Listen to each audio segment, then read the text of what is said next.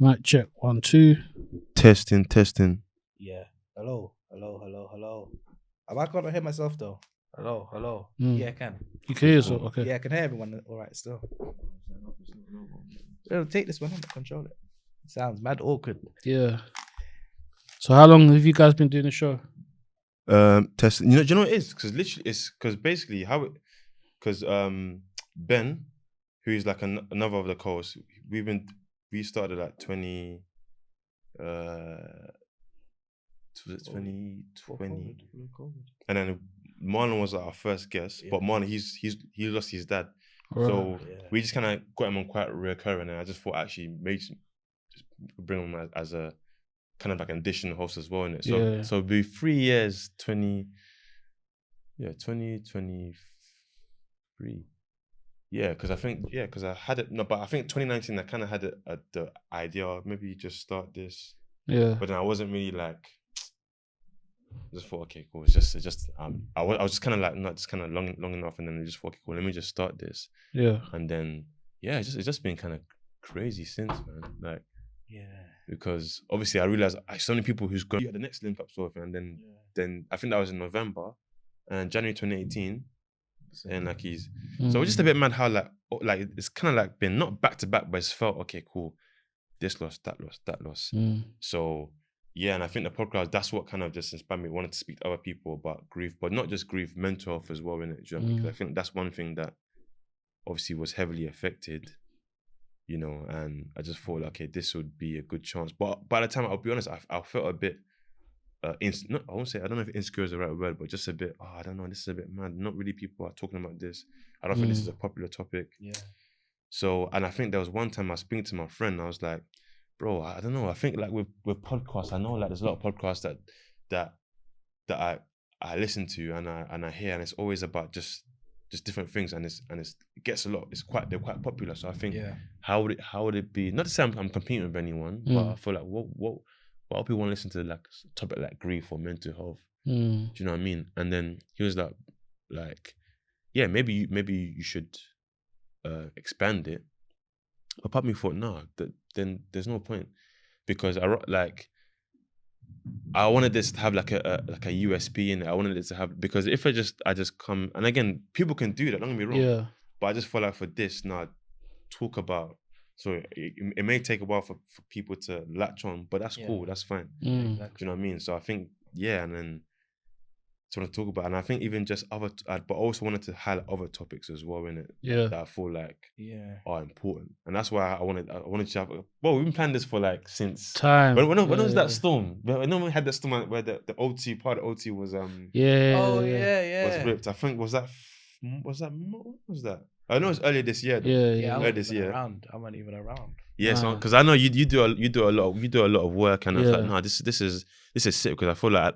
One thing I admire what you do is like, and again, not saying it's a must, but I feel like when I see people who like you who go through sickle cell and are like talking about it, like even you and Richard Goodman, and I was like, okay, because I listened to the episode. I think he was on that as well, and he was speaking about his experience, because prior to that, I wasn't aware. Yeah. And I was just like, right, that's a bit mad. I wouldn't have known. Obviously, like.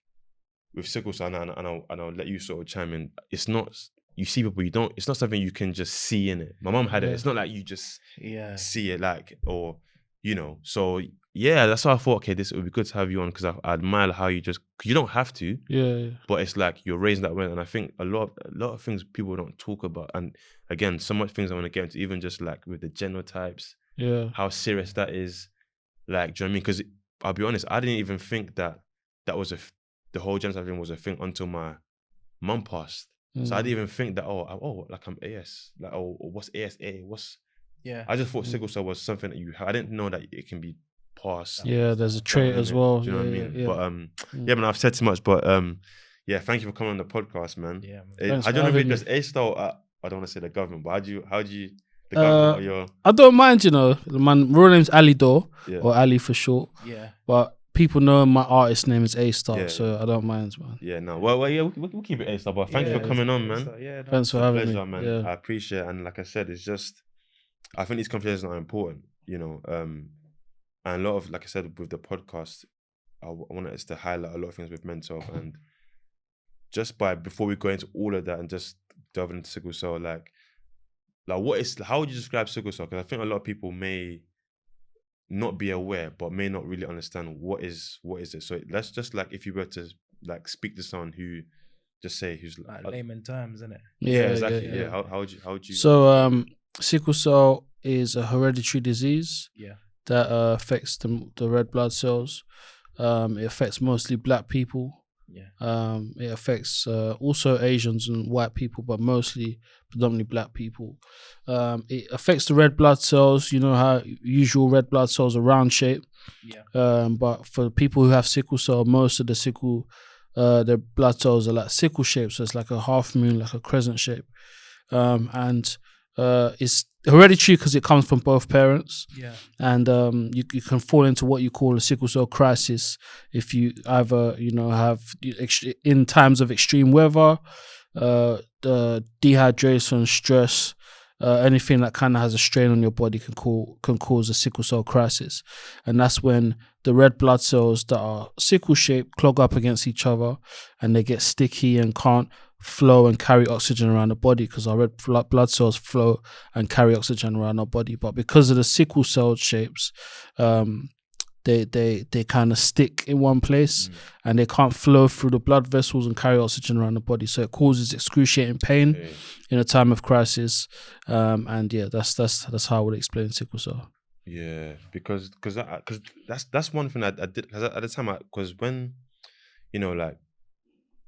I've already seen my mom in a crisis once, but I just didn't think it was a thing. Because sometimes when we were younger, my mom always used to say to my mom, like, just when you go out, when it's cold, like, carry a jacket. I remember there was one time, and this is probably the first time I saw my mom have a crisis. And when my mom was saying, like, why didn't she carry a jacket? I'm like, what's the big deal? Like, I mean, yeah, I get it. It's cold, but my aunt was like, listen, because she went to one of my family friends who plays football. She went to go see his game in Birmingham. Yeah. And she went with a jacket. It was kind of like a light jacket and a scarf.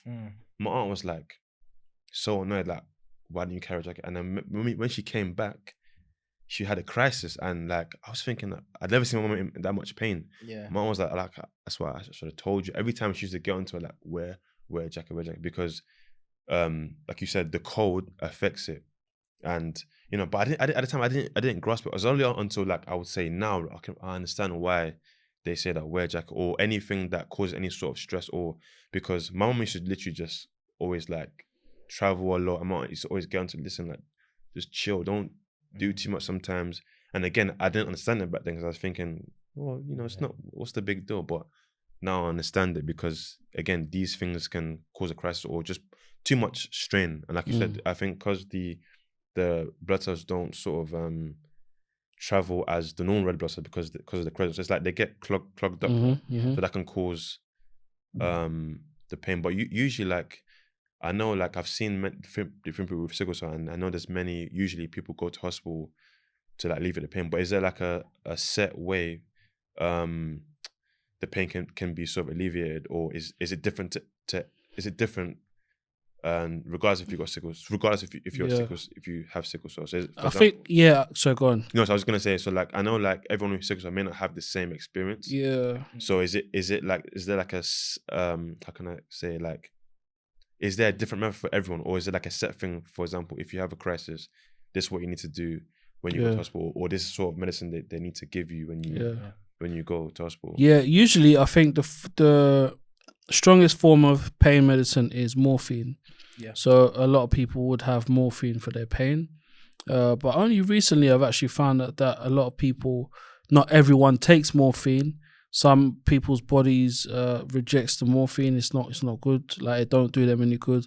Some people have chosen other methods like CBD oil. Yeah. And that kind of route, because it really helps them and it helps their body relax. But in that time of pain, most people would get morphine. Yeah. And when you go in the ambulance, you get gas and air, Entonox, that kind of calms you down a bit. Yeah. But the most frequent painkiller that people have would be morphine. That's crazy. Yeah. So, like, do you know when it's coming? Can you tell that you're about to get an episode? Is there like anything in the build up towards it? Maybe in the coming days or on that actual day it happens? Some people do, or sometimes you would get some pain in your leg and arm, and you think, oh, you know, if this carries on, it could go into a full blown crisis. But some crisis is just like that. You could come out the shower, and because of the change in temperature, all of a sudden crisis, it hits you hard. You know, you could be maybe exercising, or, you know, one time I was on stage, I had a show, came off, and my breathing wouldn't stop going, being fast, and then I fell into a crisis. So it depends, but for some people it's direct, for some people you know when it's coming. So it that's the thing about sickle cell as well, it's unpredictable. Like you said, your mum come back from watching a game and then all of a sudden she's having a crisis. You just never know when it's going to come. It's just really unpredictable. That's it, because it kind of sounds like arthritis. You know, when you have arthritis, and then sometimes like the cold weather, like my dad used to have arthritis, you know, you used to feel the pains in your joints. So is it mainly like a joint thing, or it can affect anywhere in your body? It affects anywhere, because red blood cells flow anywhere where there's blood in your body. So literally anywhere. Like I've had a crisis in my face, you know, and it hit a nerve in my gums, and, you know, my face just went swollen, started swelling up, and then my doctor told me, oh, it's hit a nerve in your gum and we have to take a tooth out. So one of my back teeth on this side of my face had to get taken out because the crisis hit a nerve in my gums and my face just went and then that takes too fast. So it really depends. It affects you anywhere. I've had like a left hip replacement before at the age of 25. So it affects you anywhere in your body. But also joints are somewhere where it does affect you, because, you know, when I had my left hip replacement, my hip was just acting up, and I found out that I had a vascular necrosis, and that's where lack of blood is flowing to a joint in your body. And mine was my hip, and it started stiffening up, so it was really, really causing a lot of pain. I couldn't sit down, put on shoes, get in the car properly without being in pain. So I got an MRI scan. I was about 23, 24 at the time, and I'm getting told I've got to be put on a waiting list to have a left hip replacement. So yeah, it affects all of us in different ways. So it's wild. So when did you find out that you had sickle cell, and like what's that type of process like? Did your parents let you know that you had it? Or did they both have it and then it got passed down to you, or can one parent have it? Like, how does it happen? The earliest time I remember having a crisis is the age of 5, and I just remember being in pain and my cousin carrying me to hospital. I was in Belgium at the time, spending time with family.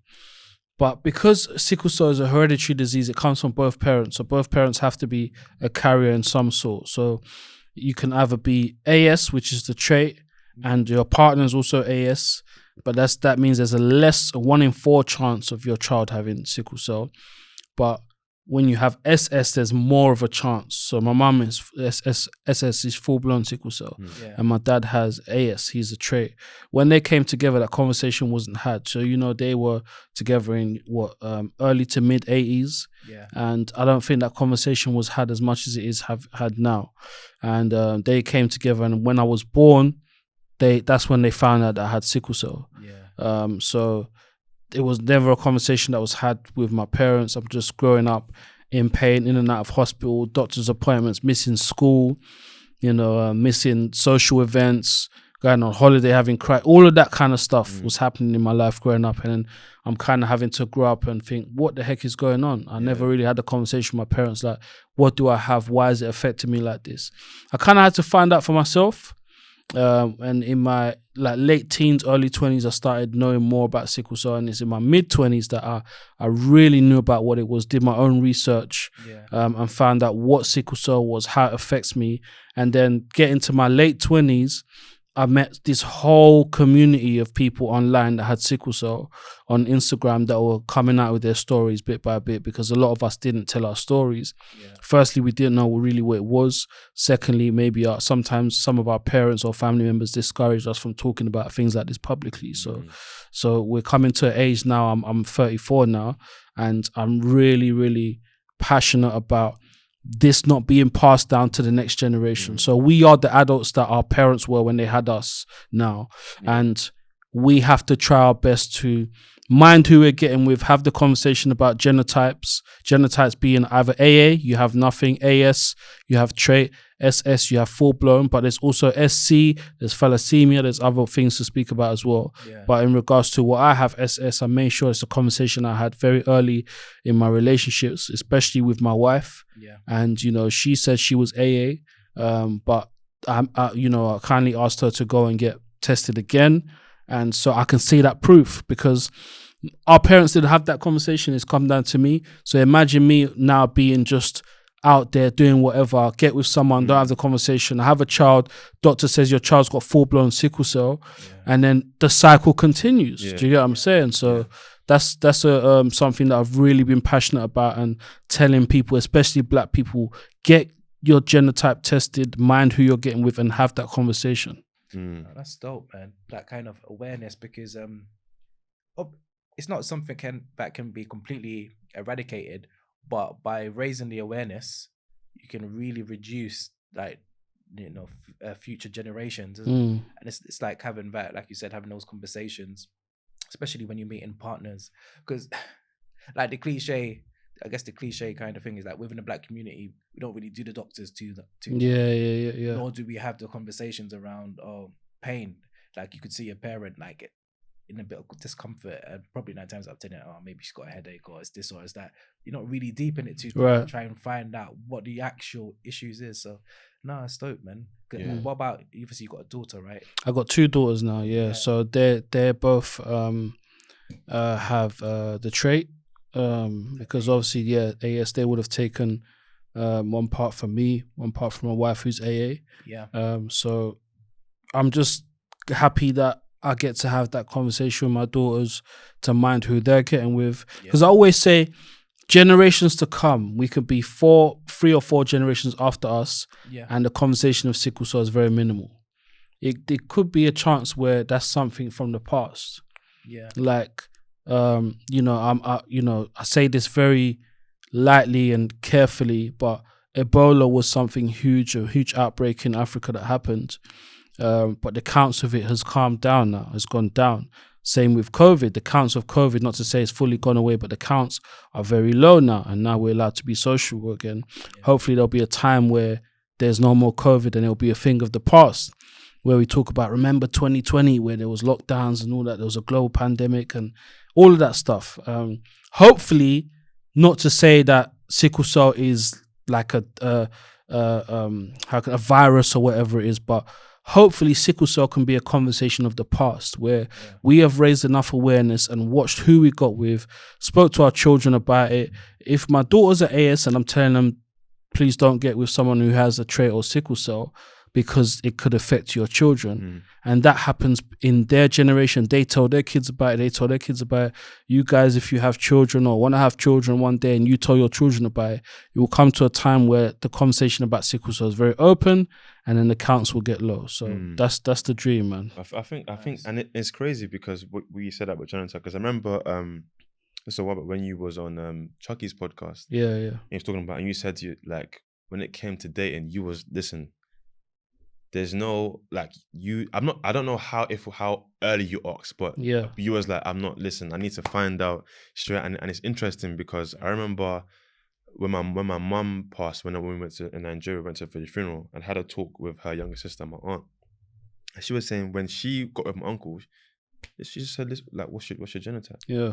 Like, and I was thinking that, like, and she said to me, like, if he's AS, it's a no-go. There's no, and like, I don't want to say, I don't know if this is how she said word for word, but it was along the lines of like, I don't have time to just, like, be aware with the phrase, just do the whole, I'm in love, I like this person. Yeah.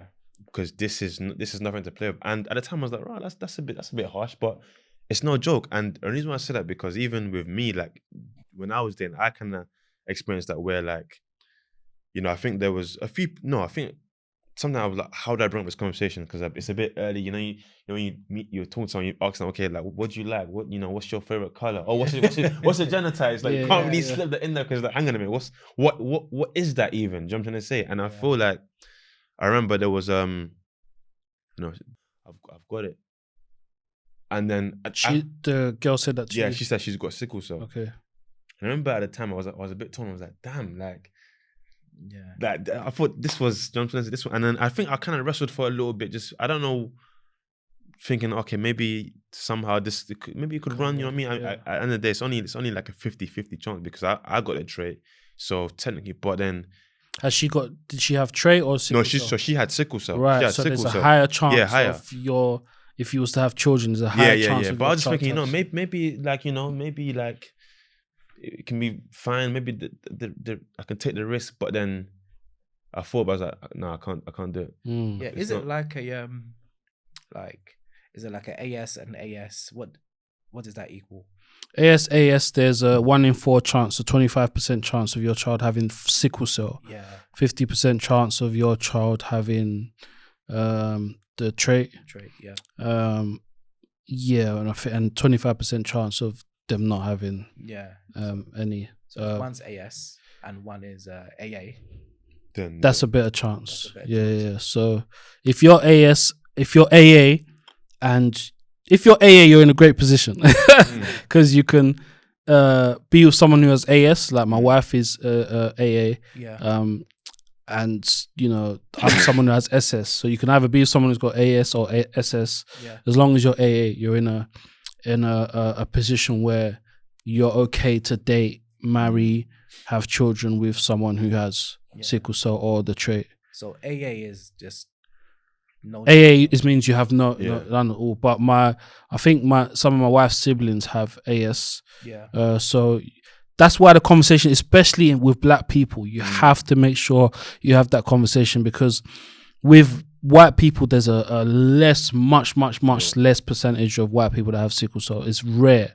I know one white girl who has sickle cell, and I met her through the sickle cell community through a friend of mine, Manny. Yeah. He owns a charity called Once We Are Not the Same, and he did a talk. This was very heavy. There was a lot of talking going on through the pandemic. People were at home, so we was doing a lot of talks. Club space, right? Yeah. So there's so we was doing a talk, and I think this was on Instagram though. It might have been on Clubhouse as well, but Clubhouse. Clubhouse. Yeah. Club space. We forgot the name. That's how old it is, right? Bro, no one's checking. Clubhouse is gone. No one's checking for Clubhouse anymore. Bro. So I know, bro. So she came on, and I was like, "Raw," and she's said that her parents had the trait, and she ended up having sickle cell. So, again, we encourage people, especially black people, to have that conversation with your genotype. Every black person should have that conversation. I know people that in their late 20s, early 30s have found out that they've got the trait and they didn't know. Yeah. Do you know what I'm saying? It's just either something happened or someone had a child, had to get blood tested, and then found out that they had AS. Because AS, you won't really have crisis that much. You can have sometimes aches and pains or joint pains and stuff, but you can't. It's rare for someone with AS to have a full blown crisis. I don't know anyone that's happened to. So some people generally don't know. They generally don't know. Like even me. I can't remember the last time I went to doctors, let alone know if I've got it. I think I would just assume, because my mum's been to the hospital a few times and following a blood report. Yeah. I'm hoping that. No, actually, I did do a blood test actually for like life insurance purposes. So I'm sure something would have been flagged up. But yeah. But then I was gonna say, because also you guys both have kids, but then I've been told that when you I think it's before. They do sickle cell screening for kids, right? Don't they? For babies, they're doing it now from when your partner's pregnant. Yeah. So sounds, you know. Yeah, no, but they do screening for sickle cell. Yeah. Okay. And then when the child is born, they do heel prick test as well. Yeah. Yeah. So they do what? Heel prick test. So they'll literally just prick the child's heel when the child's like, I think, a few weeks old. Yeah. Take that blood, do a test, and they say if there's anything sickle cell related, we'll let you know. If Right. and then I know they did those tests. It's great. Yeah. Also, I know like when you do have a baby and you do start going to like maternity nurse, or when you just start going for like regular appointments, you know, like they do ask you like a questionnaire, like, you know, what's your medical history, and then I guess it's a great time to kind of gauge like where you both are in terms of medical background, because they ask, you know, has any one on either side had this or this or that. I'm like, we're both looking at each other like, well, we don't actually know. Yeah. Like, we don't know like the DNA makeup. There's any medical issues, and it's definitely something we need to do as a community. Yeah, you're right. You're right. And I think even just going back to even having a conversation. So, because I remember for me, like sometimes I would feel a bit apprehensive because I'm like, okay, is it too soon? And in some cases, like when I was dating, some people understood, yeah, okay, cool, I get it, I'll do it. Like it's just not a thing. It's not because they understand it. But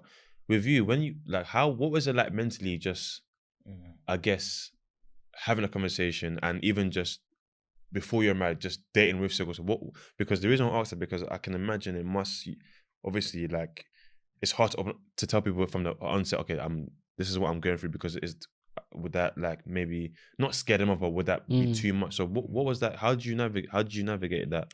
I think I always say that there's a fast maturity with people who have chronic illness because you've got to be wise about your moves, about your decisions you make and things like that. So relationships was one of them. So, you know, when I would see someone, it's an early conversation I'd have because if it was a long-term thing or if it went into marriage, one day you're going to see me have a crisis and in hospital. So I don't want it to be a shock to you or whatever.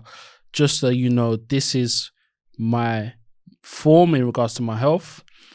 And you know, also what I say is if someone had a history of cancer or a history of HIV or something like that, 10 times out of 10, you would tell a partner that's what you've been through because it could affect them in somehow. Not that past cancer could be passed on, but cancer is serious because a lot of times it can run through run in the family. So you see people that have had cancer and you find out that their parents and grandparents have had it as well.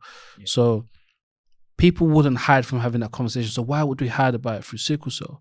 So, you know, I was once seeing someone who, you know, respectfully their parents said, don't get with someone through sickle cell. So that didn't work out. Do you know what I'm saying? And I was, when I found that out, the real reason why of, you know, the relationship breakdown, and that was said a lot before the relationship broke down. It was through someone else that said it. But at the time, the girl said, oh, you know, my mom said I shouldn't get with someone with sickle cell and blah, blah. And I was just like shrugging it off. But I understood that was the start of the breakdown of the relationship.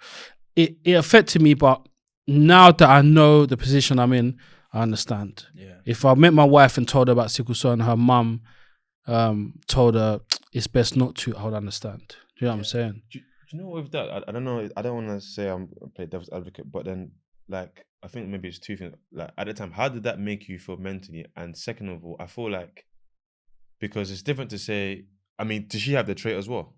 Who, my wife? No, so the person. Not from what I know. I don't know. Because I can understand it from the point of view if they got the trait, but then to say, I don't know, maybe maybe it's just me being not naive, but maybe because I don't know, isn't that a bit, I don't know, problematic? I get it to a degree because maybe they can't handle it or just to say don't get, isn't that a bit of like discrimination? Like? Yeah, I think in some African countries they're very passionate and serious about the conversation of sickle cell. So I would understand because I'm passionate about it.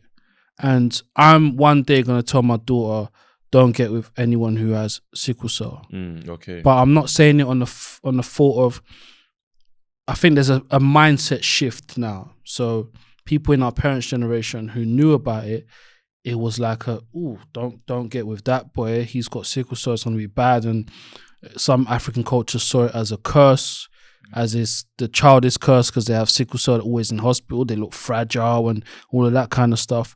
But now we look at it in a sense of we don't want it to affect our children and our children's children. We don't want it to go from generation to generation. Maybe that's how some parents thought, but because there was that kind of, you know, that kind of stereotypical way of how people with sickle cell came across, they're always fragile, or, you know, they're always sick, always in hospital. Would he be able to look after his family?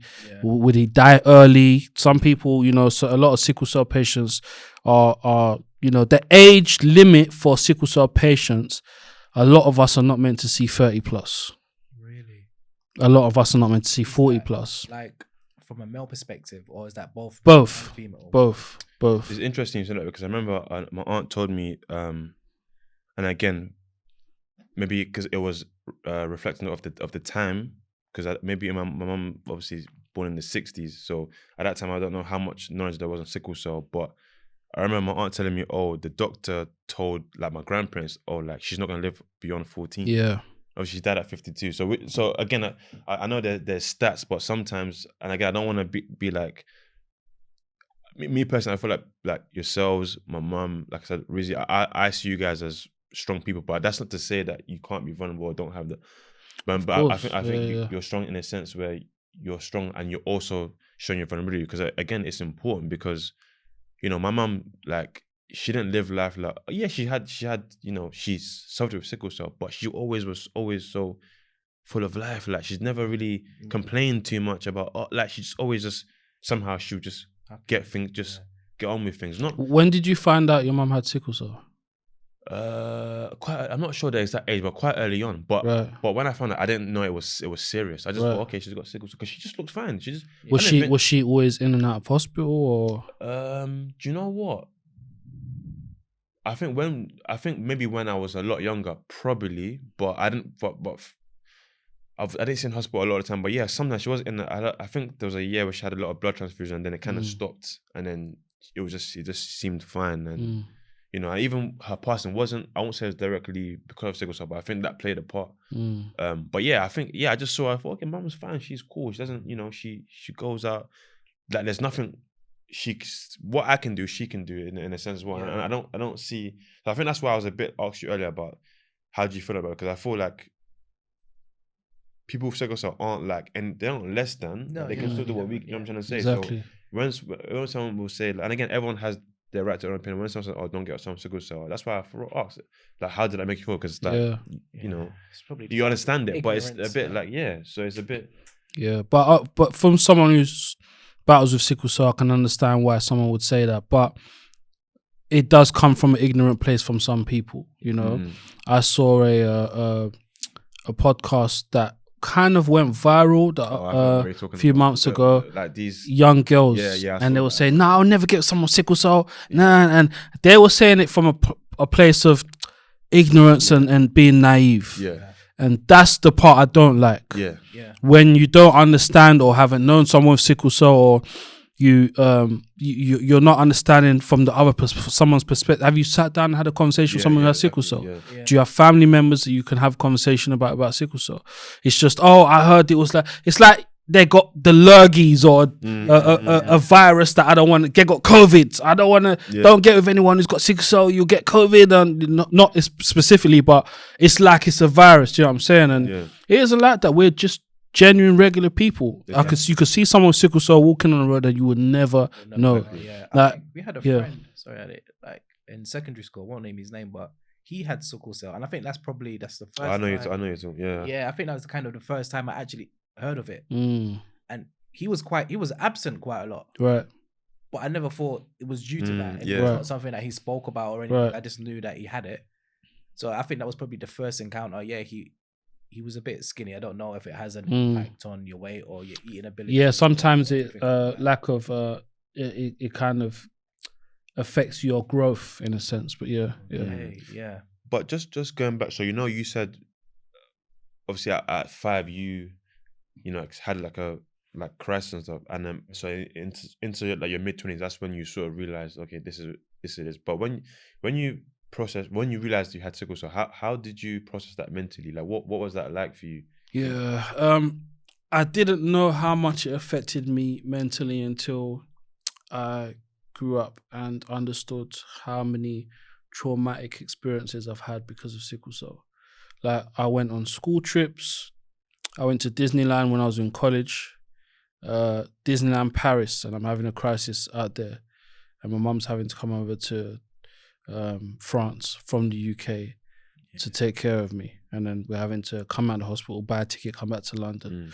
Been to Africa and had a crisis. Been to several places. I went to Tenerife as a young teenager with my friend and his parents. And as soon as I get to the hotel, jumped in a pool, came out of the pool, boom, crisis. And I'm in Spain. And the doctors are telling me there, what is sickle cell? I'm thinking, that's it for me, I'm gonna, my last finish here in Spain. Do you know what I'm saying? So all these different experiences that I've had, having a left hip replacement, being in hospital at the same time as my mum, being told, your mum's in hospital, because I grew up in a single parent home. I got a great relationship with my dad, but him and mum weren't together. And me and my mum in the same house alone, and we both got sickle cell. So I'm in hospital and I'm being told by nurses, your mum's in hospital, and I've left my bed to go and see her in her ward. And down the line, I'm thinking, oh my gosh, like sickle cell has caused a lot of personal, physical trauma and mental trauma in my life. But because I was so used to that, in and out of hospital, doctor's appointments, endless injections, medicine, morphine, operations, all of that kind of stuff, I kind of got used to it. But the more I grow up and do things like therapy, discuss with my wife and my friends about my traumatic past, I start to understand, oh my gosh, this affected me mentally. I was missing school exams. I didn't do well in my GCSEs because I was constantly in and out of hospital. Didn't do well in my my boy Manny calling me, just spoke about him as well. Yeah. But didn't do well in my college, because every part of my life was affected by sickle cell. Relationships, education, work, all of that, and of course it's gonna have a mental toll on me, and it's gonna have a mental strain on my mental health. And things like therapy really, really did help. And my faith helped as well. I became a Christian at the age of 19. Yeah. And, I didn't enter with I grew not to have a naive mind of, because I'm a Christian, automatically I'm going to be healed. It doesn't work like that. I truly do believe that God heals, but I also believe that if he doesn't heal me now, there'll be a time where I'm not in this earth anymore and I'm with him, and there'll be eternal healing forever. I'll be free from this pain. Yeah. So what do I want to do on this earth whilst I battle with sickle cell? Is I want to do the best I can. I always say I have sickle cell. Sickle cell doesn't have me. It doesn't define who I am. It doesn't define what I can do. Thankfully, God allowed me to get married, have a family, and have a job, have a career through doing youth work, but also doing music and setting up my own charity to spread awareness about sickle cell. Yeah. So, God allowed me to go through this pain so that I can do what I'm doing today. I'm on podcasts like this one, having conversations like this, and it's not for no reason. Yeah. People have invited me to places. I'm off to Belgium this week to give a talk on sickle cell, and that's my passion. I'm passionate about what I've been through, and I'm understanding now that all this was part of the purpose. Yeah. It was just blocks that were building until now. And now all of that pain that I went through, I'm able to execute it now through telling other people, listen, know your genotype, speak to other people. This is what us black people go through. And I'm glad that I get to do it and speak to my people about this. And I don't have to go and tell someone on the other side of the country or whatever that has no clue about sickle cell. But I can do that also, because there's doctors that have no clue. I went to Manchester one time, had a crisis, and in the hospital, they're telling me we don't know what sickle cell is. I can't hear that as a sickle cell patient who's having a crisis. So because you don't understand and you don't know it, a lot of doctors will refuse morphine, will refuse oxygen, and because these are simple things that you need as a sickle cell sufferer in hospital, and they're refusing these things because they're not educated on sickle cell. Yeah. So now we're having to go into the hospitals and schools where doctors are being trained and tell them what sickle cell is. This is what sickle cell patients go through. You probably won't know because you're not from our neck of the woods. You probably won't know because I'm probably the only black person you've ever seen in your life. But you will come across a black person one day up in wherever you come from, up in England or wherever it is, Scotland, Ireland, where there's not a lot of, not to say there ain't black people in them areas, but it's rare you will come across that one person that has sickle cell, and you need to know for the sake of that one person. There's a young person called Evan Nathan Smith. He passed away in hospital because he was neglected and they didn't give him the right treatment he needed. He was asking for oxygen. They were not giving it to him. He ended up down in 999 from his bed because he was not getting the treatment and he was in agony. He ended up passing away in the hands of doctors and nurses who should have known how to treat him and should have believed him and should have understood what he was going through. So now that we have to raise our voices about and speak to doctors and nurses so that they get the right training and know how to treat people with sickle cell. So there's a lot of work to do, but the trauma that myself and many other sickle cell sufferers have gone through, you'll see now, if you type in sickle cell on Instagram, you'll see so many accounts of people that have their charities that are raising their voice about what they've been through. And a lot of us, yes, it's affected us physically and mentally. Yes, we've buried friends with sickle cell. Last year, I know 3 people last year and this year, 4 people that have died from sickle cell that didn't get to hit 40. So we do go through that and we understand that, but it's about using your pain in your purpose. Yeah, that's what they say, God, uses his strongest soldiers. And what I find interesting as well is whilst it predominantly affects like Black Afro-Caribbeans, the way society's moving now, where we're kind of more interlinked and you see more interracial couples, and it's definitely something that definitely needs to be spoken about and raise awareness. So for example, like my wife, she's not Black Afro-Caribbean, so maybe she doesn't even know about it. So when I said I'm coming here, this is what we're talking about. It's like, oh wow, obviously she's heard about it, but she doesn't know the ins and outs. So I guess as more people start, kind of mixing, the awareness needs to go up, because 100%. If I haven't been checked, if I didn't be checked and we had a kid, there you go. That's exactly one through our child, and then it's the same for loads of other generations. So whilst it could be quote unquote like a Black Afro-Caribbean thing, you kind of got to think more outside the box. Of course, The direction we're heading in in a society is that people aren't really seeing color. Yes, they're seeing color, but in terms of dating, people are a bit more open. Yeah. So no. And thanks for saying that, because I feel like that's the world we're in now. I know a lot of people who are Black people who married Asian people or white people of the opposite race, but also conversations need to be had in that setting as well, because a white mum, Asian mum needs to know how to have that conversation with their child. If a Black person had a child with a white person and the Black person passes away and their child could have the trait, they would never know.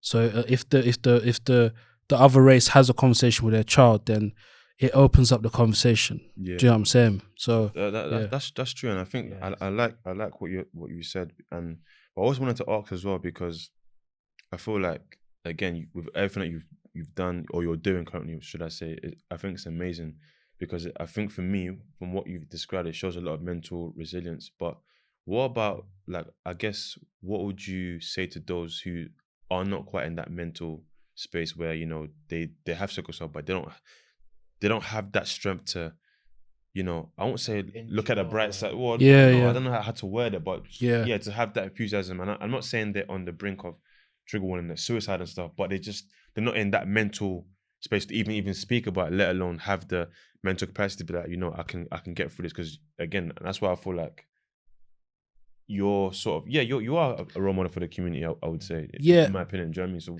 how would you what would you say to someone in that position? Don't get it twisted, bro.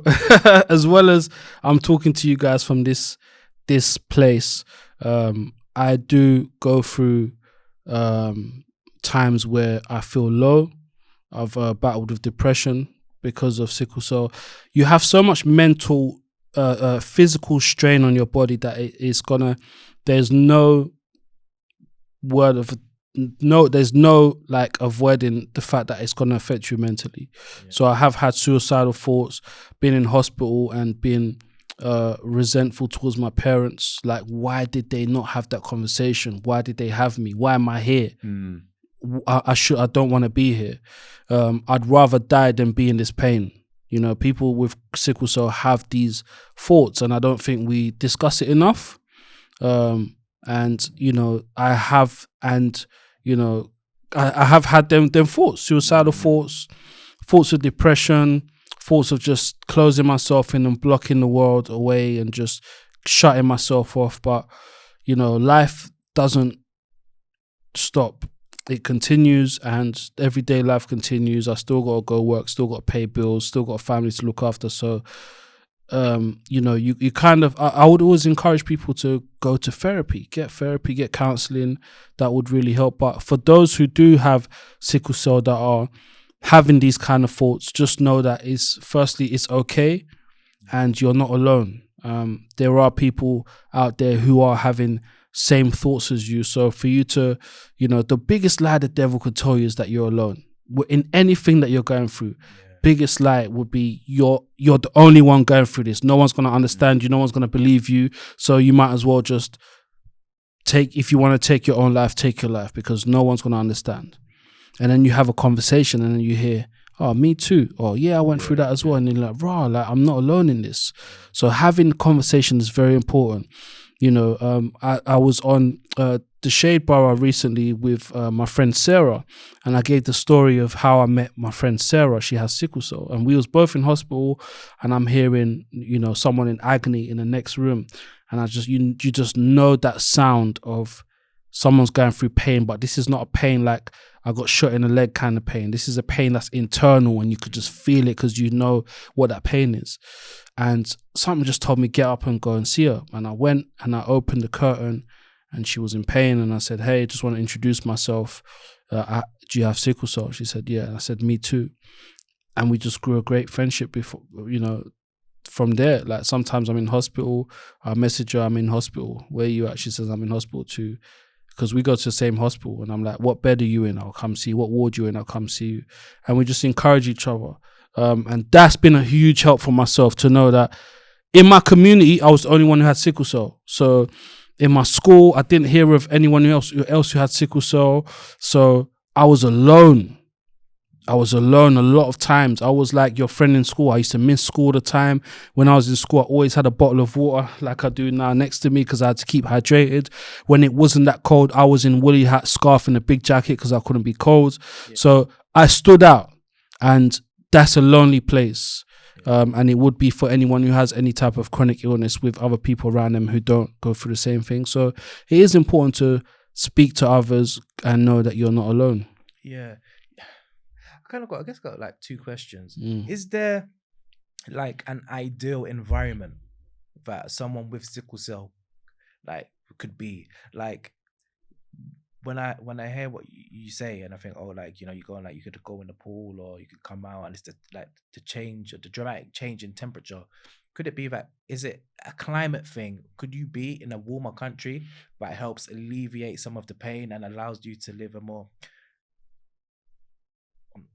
I don't know, just like maybe live a life where it's not as kind of painful. Like let's say if you was back in Africa, for example. Yeah.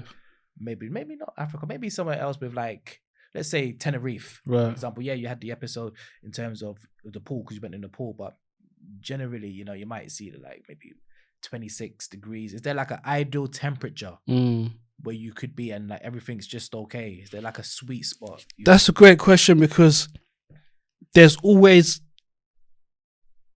something somewhere that could trigger a crisis. I love going to Dubai. Dubai is hot, the weather's nice. When I'm out there, I just feel great about my health. We need a lot of vitamin D, so I'm always like trying to get as much sun as I can when I'm out there. And you know, I've always said to my wife, if an opportunity came for me in Dubai, we're going. Do you know what I'm saying? But also because of my health. But then again, I get a treatment every 6 weeks where I get an exchange transfusion. So I got to go in for, you know, and get tubes put in me, and they're drawing blood from me, and then they're giving me blood that comes from people who donate blood. So I get that treatment every 6 weeks. Some people get every 4 weeks. Some people get every 8-10 weeks. It depends. So facilities like that, I also have to think, where would that be? So when I go to Dubai, I'm thinking, right, I need to be somewhere. Is there a hospital close to there? When I'm in, you know, places like Europe, I have to find out, like, you know, I'm off to Belgium this week. If I was to have a crisis, where my friend lives is ambulance available. You always have to think 10 steps ahead. Do like risk assessment. Yeah, always. Everywhere I'm going, I'm trying my best to think, right, in terms of crisis. And also, I've got a box of medicine, morphine, codeine, whatever is at the end. I have a box of medicine there that's just ready in case I'm in amount of pain. So, I think when it comes to different countries, I would love to think that I want to go Africa. I'm from Congo, but then again, my friend went to Congo the other day. She has sickle cell, and she went to visit a hospital, and people are going through it out there as well. But fortunately, we have, I do have issues with some of the things that are run by the NHS, but I'm also grateful that we have free healthcare out here. People in Africa can't even afford oxygen. Can't even afford morphine, and my friend was telling me like small things like oxygen, and it's a smaller something like £20, but people don't have to pay for that money to pay for it. And here we have oxygen for free, and we take advantage of things like that. You know what I'm saying? And people don't have them opportunities in Africa, so it really does depend. Yeah, that's crazy. And then I guess the second question is, obviously, in order for you to kind of have this, this strong relationship with your wife and your kids, how does she feel? Because obviously I can imagine there's some sort of like mental toll on her. Yeah. And it's like, obviously she doesn't want to see you in pain, and you've got the kids, and they still might be too young to kind of understand things. So how is it for her? Does the you maybe going through it have an impact on her mental as well? Do you see that when she's down, or do you see like when you're going through anything that it has an effect on her, and how does it affect her? Yeah, so a lot of great question, because a lot of people don't ask usually about the partners and how it affects them. But my wife, every time I have a crisis or I've had a crisis, it brings her to tears, because even before our children came, she'd see the pain I was in, and there's nothing she could do to help. She can only reassure me, do you want water? Do you want a cover? And just rub my leg or do something to try and comfort me. But then again, the great thing about having a companion in a time like this, is she's able to call the ambulance, give them my full details, give them my medical history, give them the medication that I take. All these questions that the ambulance would want to ask the person who's having a crisis. The last thing I want to do is talk to you about my medical history. I'm having a crisis. I just need painkillers, or take me to the hospital or something. My wife is able to give that information. I'm so, so grateful for that.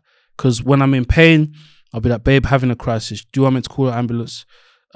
Usually people say with sickle cell will say hospital is a last resort. We don't always want to go to hospital. We just want to ride it out at home, take the tablets we can. If it calms down, then great. If not, the last resort is the hospital. So yes, babe, call an ambulance. Cool. She calls the ambulance, gives her my details. I'm able to just rest now, deal with this pain, wait for the ambulance to come, get my treatment. Do you know what I'm saying? So I know it has affected my wife mentally. I know it does. Yeah. There was like one period, like my wife was suffering from depression, and I just remember like I would be up late at night just thinking about it. Like everyone would be sleeping, and it would just be hitting me differently. I'd be like, damn, well, she's obviously like, there's the concern for her, there's the worry, but then I'm thinking, just, I hope she'll be okay. Yeah. It doesn't take a toll on me, but I'm just like, it's just that worry, that level of concern. You know what I mean? It's just, you're just hoping that tomorrow it's a better day. Yeah. So that's what I thought I'd ask, because I can imagine. Yeah. No, it's not. Oh, sorry, bro. No, go on, bro. No, I was gonna say it's not easy, because even I've got a friend. I won't mention her, but she's got siblings who got sickle cell as well, and sometimes she tells me the mental toll it takes, and what's even crazy is like everything has to be planned. There's no just on a whim, like they met from their medication. So even again, like you said, your wife knows the protocol when it comes to having a crisis with her as well. So she knows the protocol. So okay, I need to do this, I need to do that. That's what they need if they need to go to the hospital. So and sometimes she'll tell me like the times when she's just like she's cried because it's a lot. Yeah. And it kind of stems back to, again, this conversation about having genotypes, because it's not something to play with, because it's not only like, again, you bringing a child with sickle cell, again, it's it's up to you. Me personally, I wouldn't do it. Mm. I wouldn't do it. Mm. That's just me, because it's because that to bring again the other things you gotta take into account, and you know, you cannot. That's sickle cell is one of many different health issues, of course, but that's something you can control and you have power over in a sense in it. So me personally, I wouldn't want to bring a child into this world knowing that I could have prevented that. Yeah. Because it's again, like, thankfully my family were able to look after my mum. Some people don't have that. So you gotta know, okay, I'm gonna do this by myself or with someone, and it's a lot. So you gotta understand what you're getting yourself in for. So I think, you know, at the time when I was, you know, thinking, oh, like dating and stuff, I always still like, and again, I don't wanna, you know, I'll never ever, do you know what I mean? And I feel like, you know, like, again, there's a community now of people having these conversations like yourselves, Rizzy, do you know what I mean? So it's good to see now, because like, we don't have to, I get it, you don't have to talk about everything, but I think it's good to talk. Yeah. I feel personally. Yeah. Because, and even at times, even some friends are like, just get checked. You don't know. Because again, it's not necessarily about sickle cell, it's the trait. Yeah. People can have trait and you can be none the wiser. Exactly. So just check when, you know, again, I can't tell people what to do. Yeah. But with close friends, listen, just check. Yeah. Just check. But thank you for having that conversation, because, and then, you know, a friend of mine called me recently saying, oh, my child's got sickle cell. And I'm thinking, oh, like, this is why I'm telling people, man, like, have that conversation. That's a life changer. Having a child that has sickle cell, whether you don't see it in their young ages, if they grow up and have back-to-back crisis, affects them in school, in their mental health, you know, in their work, everyday life, it will affect the parent as well, or the partner, or whatever. So I always implore for my people, man, have that conversation from early. Try your best to get with someone who does have AA. And if you are someone that does have AA, then still have the conversation, you know, and let's try our best to be the change that we didn't see. Unfortunately, a lot of our parents didn't have that conversation. So it's up to us now to really bring a change, man. Yeah. And just on the genotype again, things keep popping up in my head. So let's say you got someone with SS, you get with an AA, the chance is what, 25%? Yeah, 25, so 1 in 4. And then, so what if you met a girl, she was AA, her dad was AA, but her mum was SS. So obviously that would make it 1 in 4, but because she didn't get it, could there still be a possibility that does the percentage or the chance go up then? No, so it would be for like the child, so that person in her and her siblings. Yeah. So if the parents if there was a 1 in 4 for the parents, it could be like her, she didn't have it. Yeah. I know this personally in a family setting. 3 siblings don't have sickle cell, but 1 does. Yeah. Do you know what I'm saying? Yeah. But it all depends on now the generation after.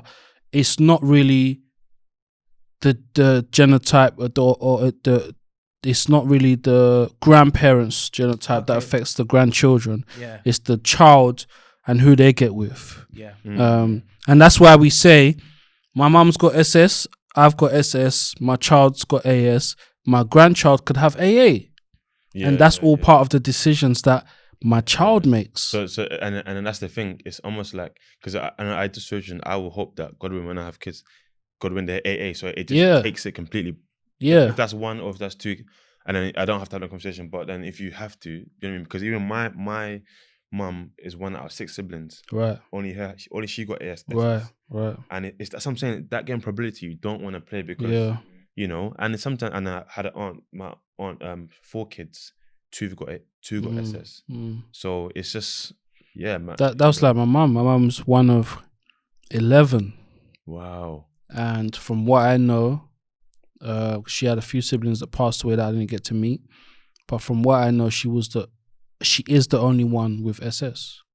So you know, and her parents, I'm sure, didn't have the conversation because they had so many children. So the conversation needs to be had.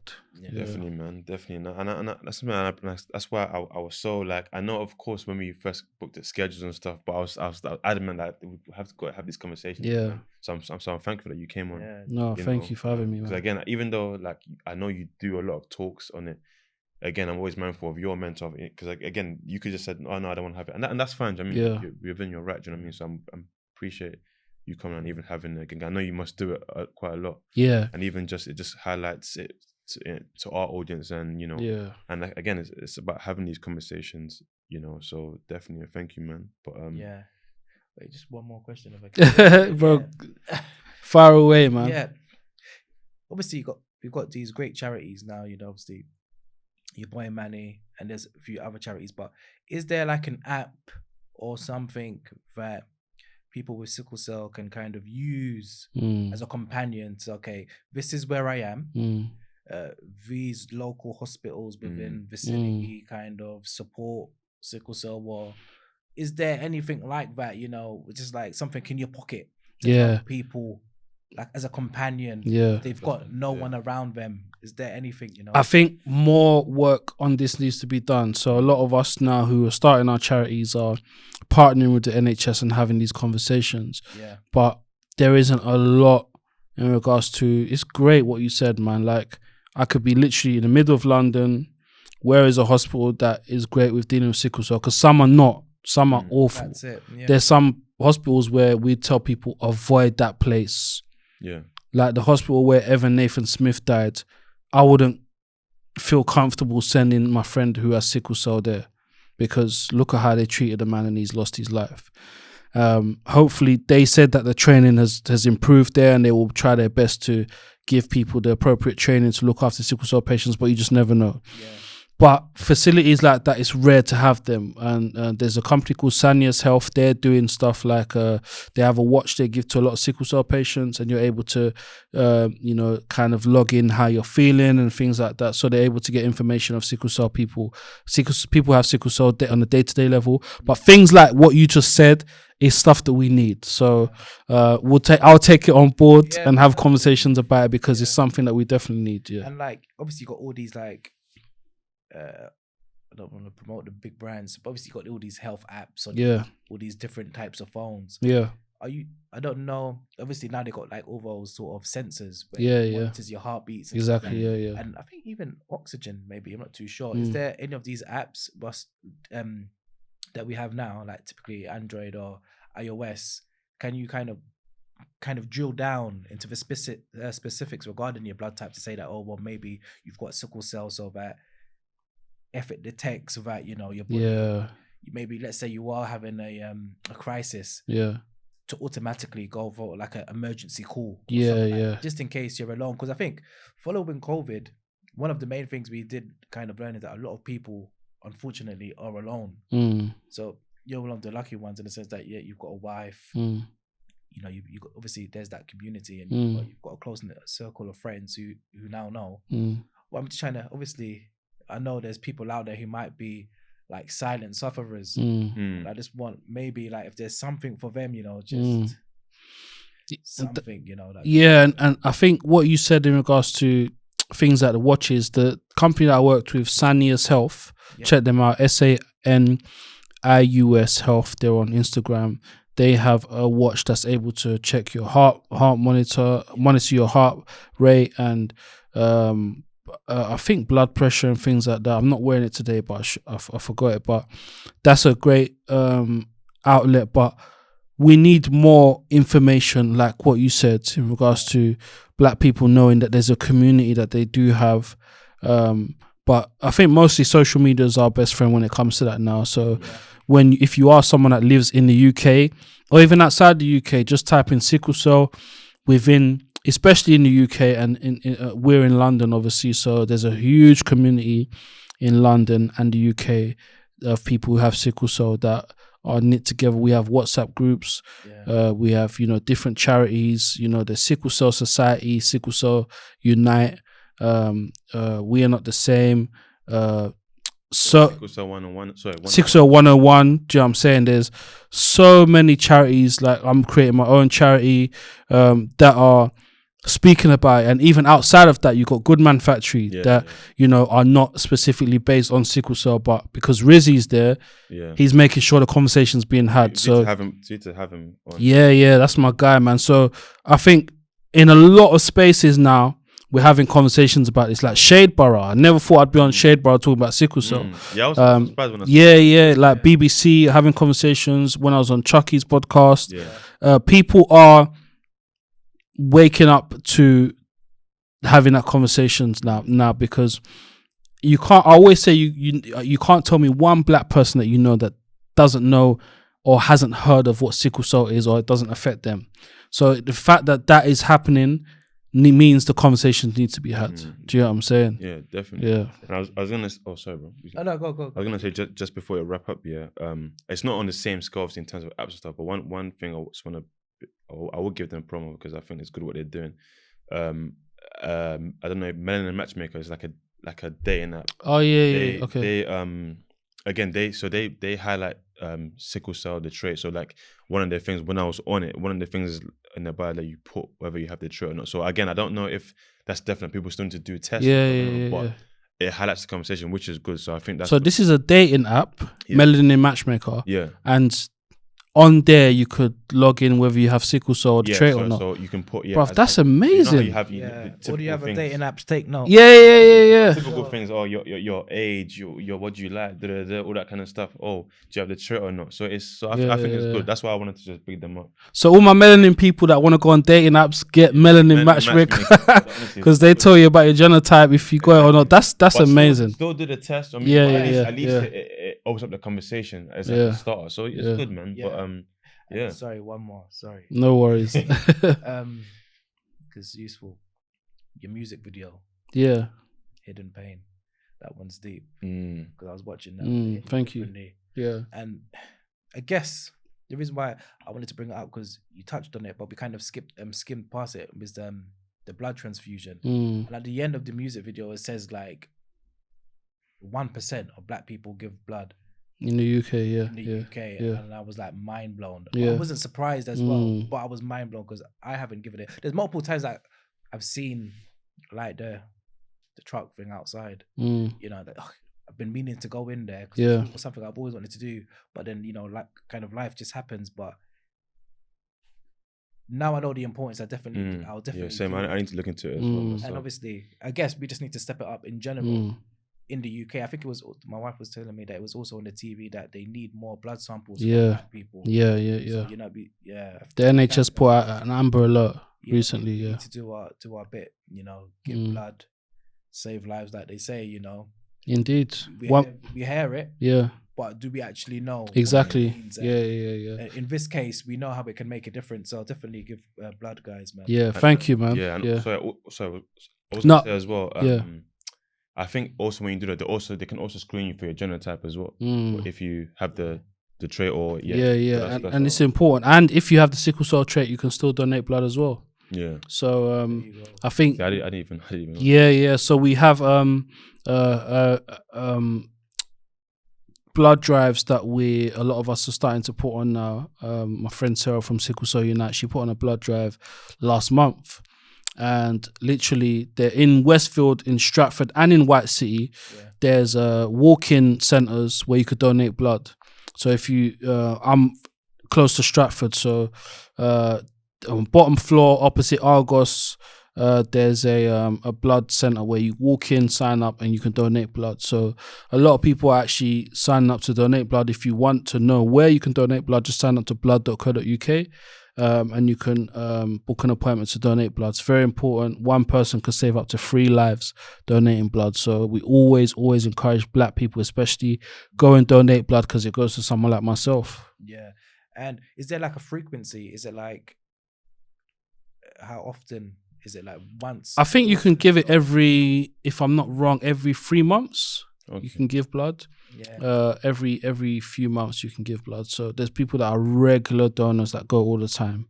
But black people need to kind of get rid of the stereotypes, get rid of the fear, and just go and do it because it's important. Yeah, definitely. Deep. Yeah. No, lads. Yeah, no, that's great. A-Star, thank you, man. No worries. Thanks for having me. Yeah, good conversation. I'm not gonna lie, man. And again, thank you for coming on, man. Because again, I feel like these conversations, again, everyone is different. Some people might not be open to talking about. I just hope like people watching this or listening, they can get some insight. And if there are people who are watching who do have sickle cell or want to find out more, hopefully it's giving them that, I would say, less fear, and be more open to talk. So we thank you, man, for coming on. No worries. Thanks for having me, man. Much appreciated, pleasure, man. And also, guys, having sickle cell or AS, it's not a showstopper. Let's get to, again, at the same time, whilst we're trying to spread the information, it's not a showstopper. You still can engage with these people, have loving relationships. Do your research. It's very important. It's the 21st century. We've got the internet, you've got social media. You can't be ignorant. There's different traits. You've got the SS, you've got the AS. Just do your research, Yeah, like it's a call from the GP, and I think the page is her sickle journey, but she had a quick reel about genotype. And again, I'm not saying lie, but listen, if you are, just tell the doctor, listen, I'm looking to 100% have my partner thinking about the future. I need to find out genotype, because sometimes they make it so hard. I'm thinking it's just literally so. It's difficult for people to find out a genotype now. So unfortunately, you got to go and say stuff like, I'm seeing someone who has sickle cell. I want to know my genotype. Or we want to have a child. I want to know my genotype. It's come down to that, because you can't just have go up to a GP and say, I want to get tested for my genotype.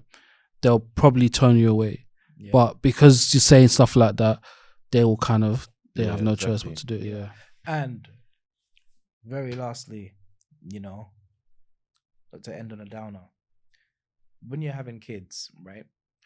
When I was having my son, obviously they do like the Downs test, Down syndrome, and there was a TV show called I think Getting Rid of Downs or something along those lines, a bit morbid.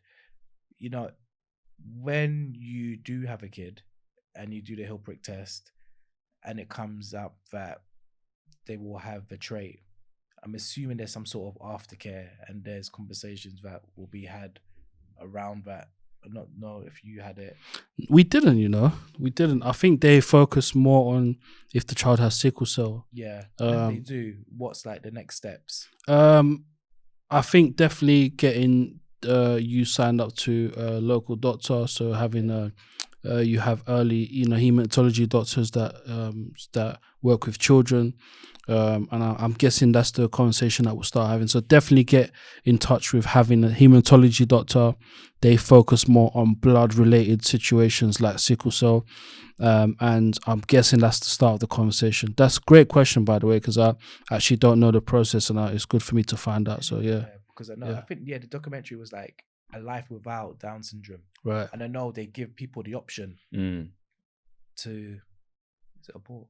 Something like that, because obviously everyone knows, it could be very difficult. So I just weren't too sure what the situation was with sickle cell if they do the test. I don't know if they give you options or stuff like that. But it's a great question. Conversations are good to have. Thank you, man. Definitely. And like I said, I hope this has raised a lot of awareness, because these are difficult convos, but it's important to be had, man. So, and again, like Marlon said, someone with sickle cell doesn't mean like your testament. You have a family, you've got a good career. You're speaking about, so it's not a, and I just want to say it's not a handicap. And the reason why I say that, because I remember when my mum passed away, I found out some like negative comments. People were saying, "Oh, I never thought she would have had kids and stuff." Like and I don't like all that. So I definitely, that's why I don't have it. That's why I'm so big on it, because it doesn't mean your life's over or you're less than. And I think that's definitely something I want to stress and highlight, because it's not. These things, are important to understand. Like someone who has it is not less than. That's I just want to say that. But thank you, man. Thank you. Appreciate it. And for those listening, hope you've learned a lot, picked up a lot from our guests and ourselves. So thank you, man. Way over time, but listen, I don't mind. I don't mind. It had to be had. The conversation had to be had. So it is what it is. But man, that's a wrap. And and then that's that. See you.